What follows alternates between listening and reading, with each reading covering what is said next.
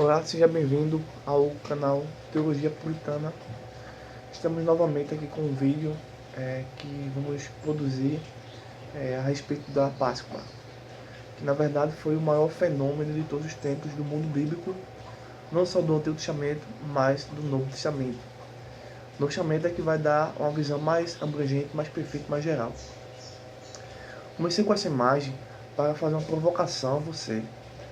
O que você tem pensado aí?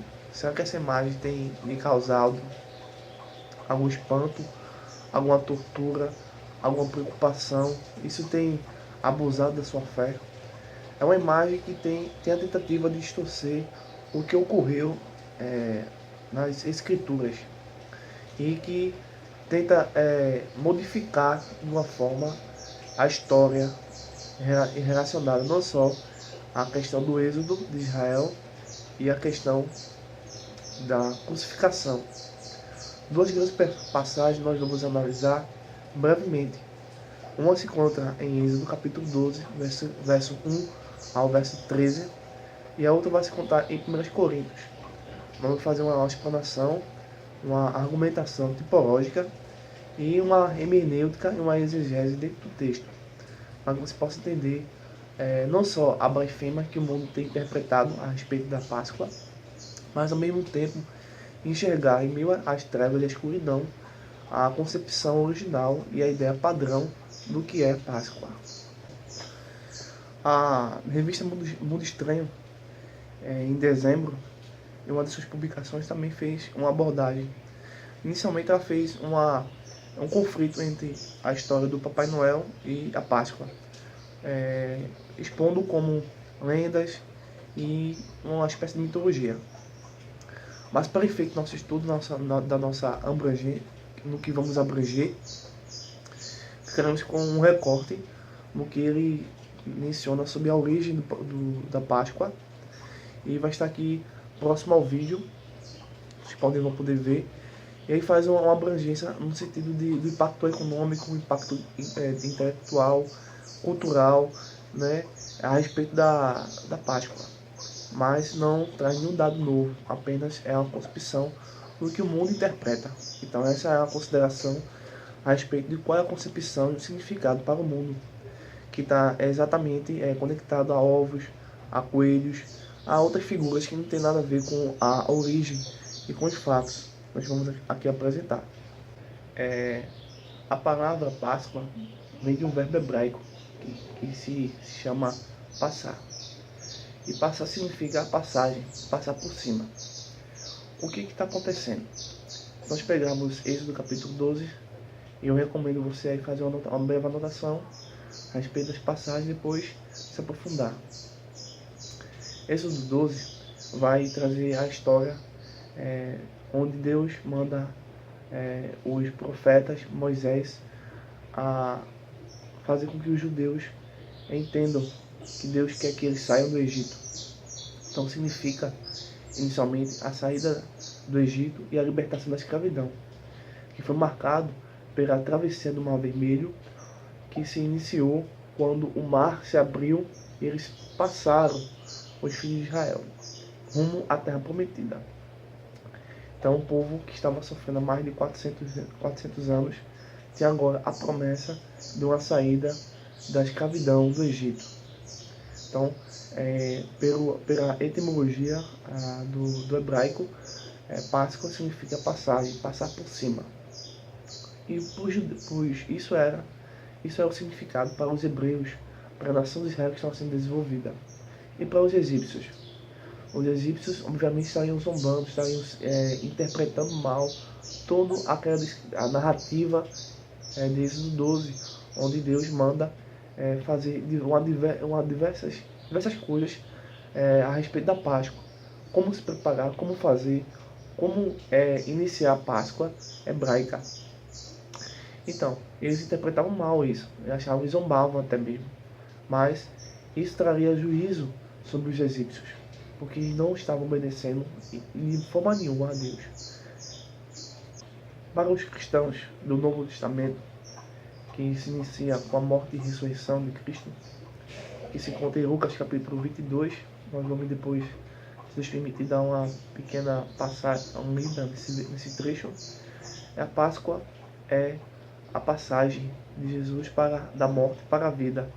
Nós chamamos de ressurreição. Lá em 1 Coríntios capítulo 15, versículo 14, vamos pegar aqui essa citação, que é muito importante, pois faz todo sentido a respeito da ressurreição e da morte de Cristo. Porque mais do que um dogma de fé, é um fato da fé. O apóstolo Paulo escrevendo aos 1 Coríntios capítulo 15, versículo 14, diz assim: e se Cristo não ressuscitou, é vã a nossa pregação e vã a nossa fé. Então, de fato, se a ressurreição que foi realizada por Cristo, por Deus e por meio do Espírito Santo, não foi realmente fato, então, de fato, toda essa bagunça, essa hipocrisia, essa blasfêmia a respeito da Páscoa não teria sentido, porque tudo se basearia em mitos, em mitologias, em fábulas, em enganos. Mas o apóstolo diz assim: se Cristo não ressuscitou, é vã a nossa pregação e vã a nossa fé, mas ele ressuscitou ao terceiro dia, segundo as Escrituras. Isso nós podemos interpretar em todo o texto bíblico a respeito disso. Então, se Cristo de fato não tivesse sido crucificado, não tivesse sido morto, seria inútil, não valia a pena. E muito mais, se ele não tivesse ressuscitado no terceiro dia, vencido a morte, ressuscitado no mesmo corpo glorificado, não teria sentido a pregação do Evangelho. Assim como muitos outros líderes religiosos têm morrido e não têm ressuscitado. Pessoas que seguem líderes religiosos, que morrem e não ressuscitam, é vã, é inútil. Então, isso era o significado para os cristãos a respeito da Páscoa. Cristo tem derrotado a morte e garante todo aquele que nele crê seja liberto do cativo do sistema demoníaco, do pecado e do mundo, do engano e do juízo vindouro. Então, nesse vídeo você vai aprender a respeito de quais são ou quais foram os significados da Páscoa que já mencionamos, né?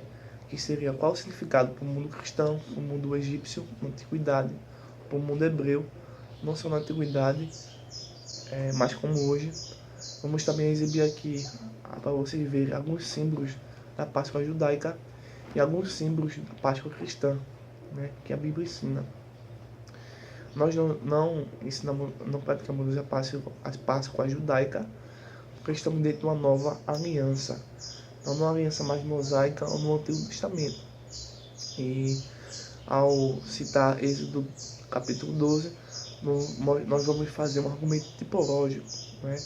O que é isso? É você identificar certos elementos no texto do Antigo Testamento que tenha sentido com Cristo no Novo Testamento. Ou seja, é onde ele próprio se identifica como uma figura, como uma sombra, para que o povo de Israel pudesse enxergar que deveria vir o Salvador, o Messias, o Cristo. Então, vamos dar uma leitura em Êxodo capítulo 12. Capítulo 12, verso 1 ao verso 13. O verso 1 diz assim: a respeito da Páscoa judaica, nós encontramos essa narrativa interessante.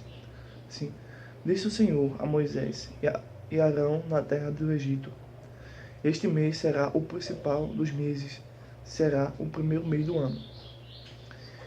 Note que o texto está dizendo que o primeiro mês do ano será o mês da Páscoa, né?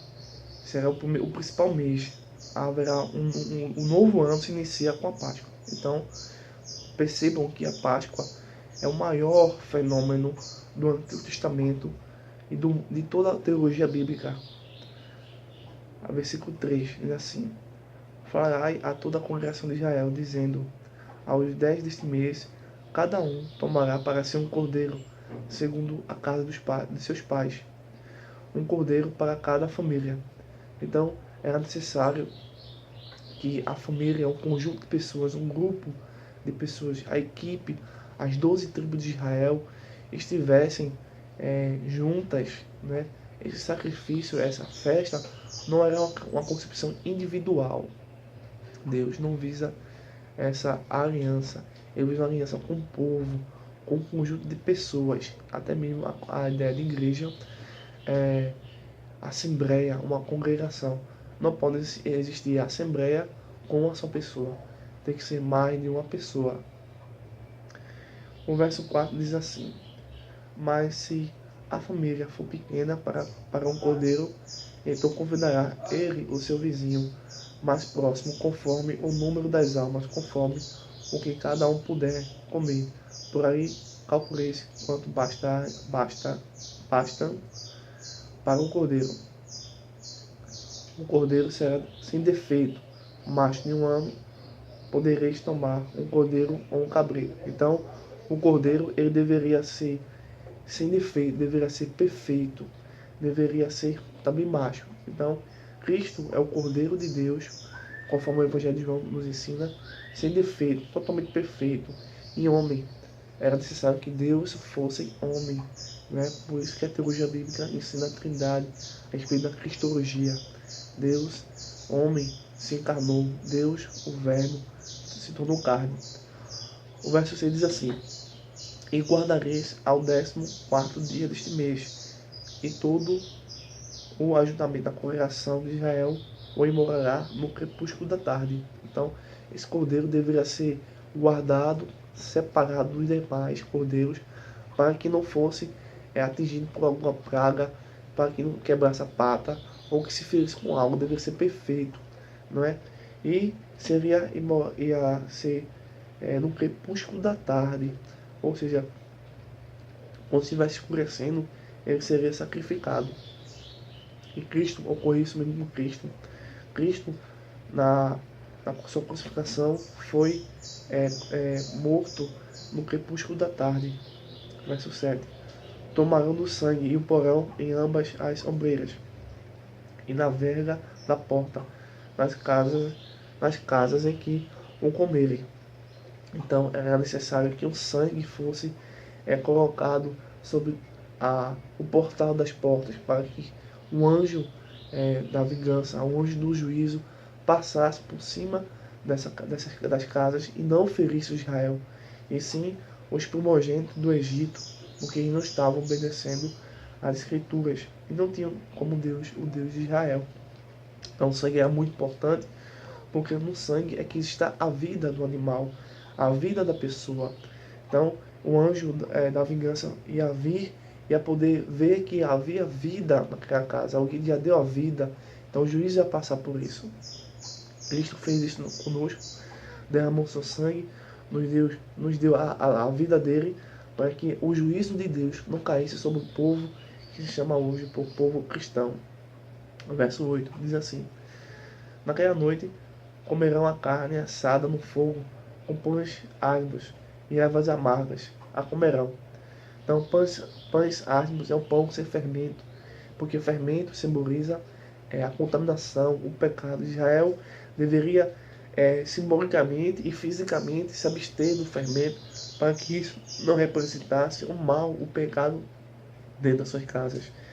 E as ervas amargas têm um significado muito interessante, que quando o povo pudesse voltar a pensar sobre o Egito e algum tipo de privilégio que estiveram, eles vão perceber, se lembrar de que as ervas que eles tinham comido representam o Egito, que foi amargo aqueles anos de cativeiro, de escravidão, porque eles não viviam dessa forma.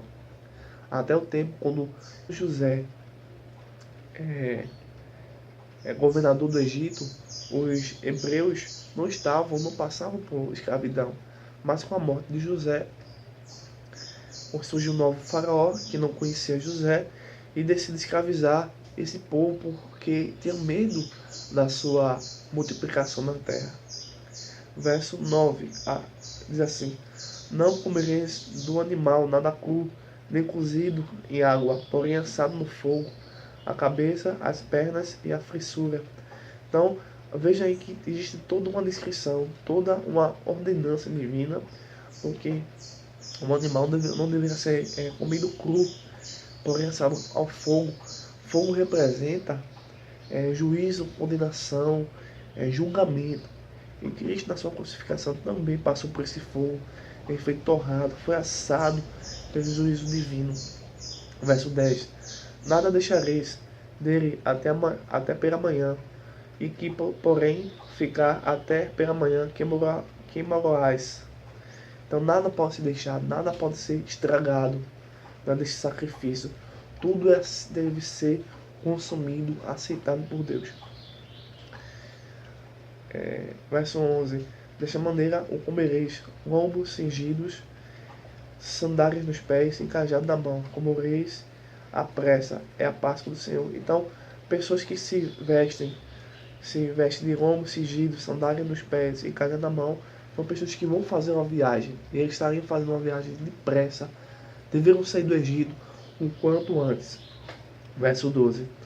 Porque naquela noite passarei pela terra do Egito. Isso fala do anjo da vingança, o anjo que vai trazer o juízo, a ira de Deus sobre o Egito. E ferirei na terra do Egito todos os primogênitos, desde o homem até o animal. Executarei juízo sobre todos os deuses do Egito. Eu sou o Senhor. Então os deuses do Egito também estariam sob esse juízo.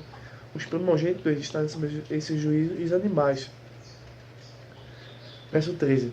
O sangue vos será por sinal nas casas em que estiverdes.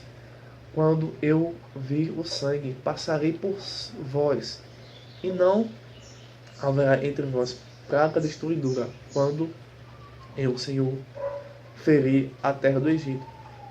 Então o sangue é muito importante para livrar os que estão dentro dessa aliança mosaica, que representa também a aliança cristã ou messiânica, onde o sangue de Cristo nos purifica de todo pecado.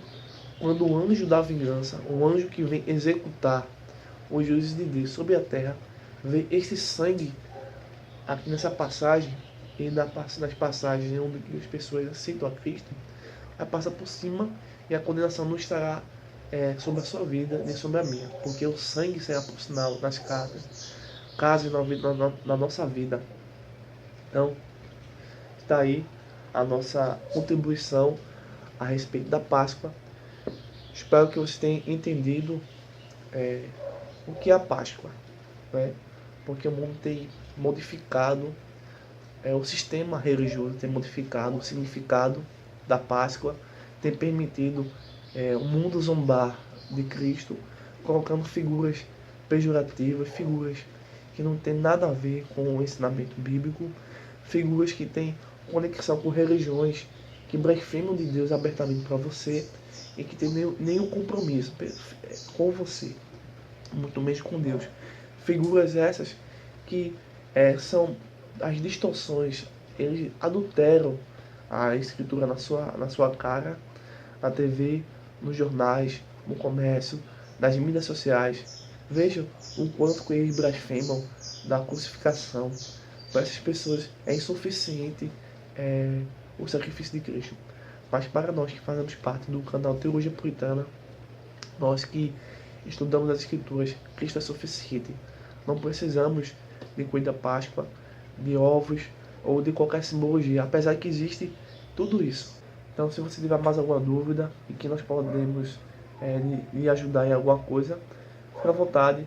Se você não é inscrito, se inscreva, ative as notificações e fique por dentro das novidades e dos nossos estudos, que é feito com muito sacrifício, e que Deus possa abençoar você em nome de Jesus Cristo, porque Ele é o Salvador do mundo.